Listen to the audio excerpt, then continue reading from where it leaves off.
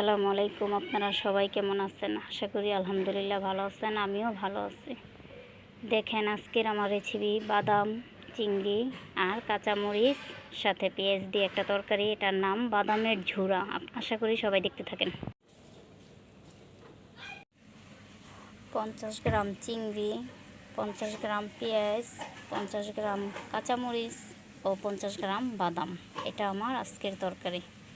আশা করি সবাই দেখুন, ভালো লাগবে।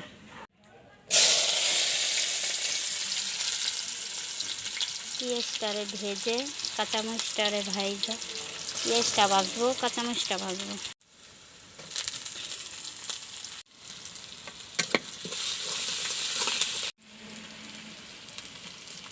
চামচটি দিয়ে দিলাম ভাজার জন্য। চামচটা ভাইজা লইলে তরকারিটা অনেক মজা হইব। পরিমাণ মতো লবণ। কাঁচামরিচের তরকারি কম দিতে হইব। শুকনো মরিচের এটা হলুদের ফাঁকি, ধনিয়া ফাঁকি।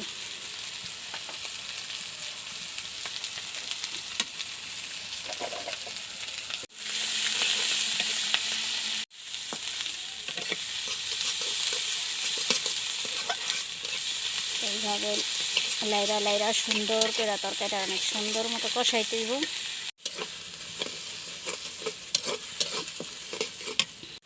আপনাদের সাথে কথা বলতে বলতে আমার প্রায় তরকারিটা রান্না শেষ। এখন বাইরা ফেলামো। দেখেন আমার রান্না করা শেষ বাদামের তরকারিটা। এখন আপনারা সবাই বেশি বেশি করে লাইক, শেয়ার, কমেন্ট করবেন। ভুল ত্রুটি হইলে কমেন্টের মাধ্যমে জানিয়ে দিবেন।